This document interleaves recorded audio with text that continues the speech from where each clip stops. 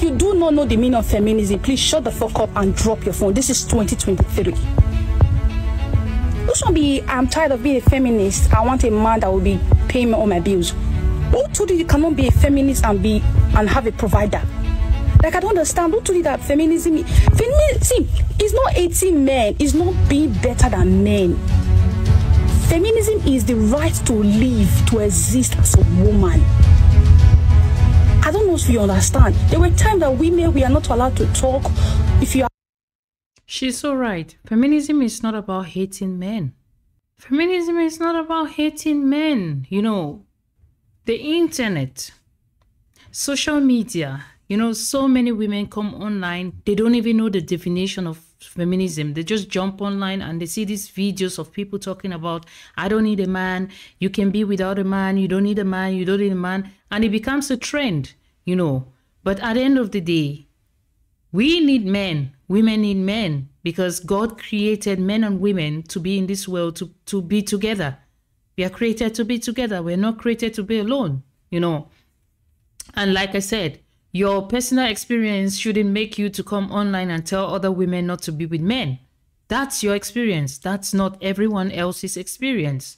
And like they say, misery loves company. You're looking for someone to be with you in your misery. Not everyone wants to be miserable. We want to have our own personal experiences, and let's be able to make our choices. Don't impose your choices on us. Don't impose your situation on us. You know, you had your experience, you had your time. Let's also have our experience and have our time. And stop calling every woman who wants to have her own personal experience a pick me. What do you mean by pick me? There are so many names that they have created to call women. Talk about women supporting women. You claim that this is for women. We are together. We are fighting for our rights, blah, blah, blah, blah, blah. But when it's time for women to make choices, it's a problem. Like, it's like there is like a superior in this feminism, government. There is a superior. And it's her way or the highway. So women are not allowed to make choices. And talking about how there are some women, I mean, these women just sit in somewhere in the West, they make the rules, and they want to impose the rules on women in less developed countries, in Africa, in Asia, I mean, you want to just force this on these women. Do you know their experiences? Have you lived their lives? Do you know the condition? These women live in societies where women don't have rights. Like you, women don't have access to education like you. And women are socialized differently in these societies. But you, who has all the rights, who come from a highly developed society where everything has been put in place for you to access resources, to make decisions for yourself, you feel that that's how it has to be in every other place in the world. Women in these less developed countries still have a very long way to go. Like you heard this young lady saying, that feminism is not all about hating men, because that's what we see around. You know, I'm a feminist. I mean, nowadays, when you see someone who identifies as a feminist, who says that I'm a feminist, it's like she has the tag on her face. Like this imaginary tag. You don't see the tag, but it's like there's a tag on her face saying that I hate men. Yeah, that's the reality. But it doesn't have to be that way, because so many women have different circumstances. Like recently, there's a case in India. In India is a less developed country where women are still struggling for their rights. There was a recent case in Calcutta, the Calcutta case, where a doctor was harassed for a very long period of time in her job, in her night shift. And later on, she was unalived. She was harassed, and up to the point where she was unalived, right?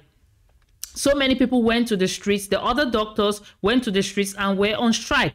But this is just an isolated case there, right? There is so many of the same cases happening in remote areas in India. I have watched so many Indian women talking about this. I even watched a documentary of an Indian man talking about when he was asked, like, why do you guys grape young girls, I mean old men as old as 60, 70 grape young girls, right?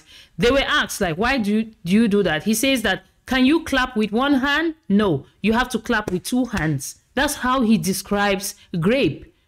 So it's like graping a woman, a young girl, is nothing. It's no issue, you know. So this is what people in other less developed countries face. They are facing this in their countries, right?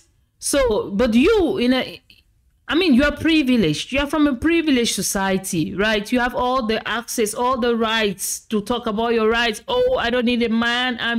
Women there don't have the right. They don't even have the option to make that kind of a statement. But then that I digress. That's part of what I wanted to say. But I'm trying to support what she's saying here, that being a feminist doesn't mean you have to hate a man.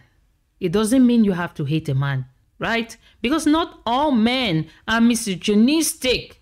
And this definition of misogynistic, the terms keep coming. Every now and then we get a new term that we must use if we call ourselves, if we want to identify as feminists, right? So the senior prefect of feminists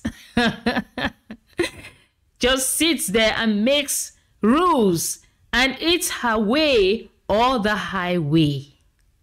If you are outspoken those days, they will call you a witch, they will demonize you. Marriage those days was more like slavery, but now you can own a device on your name.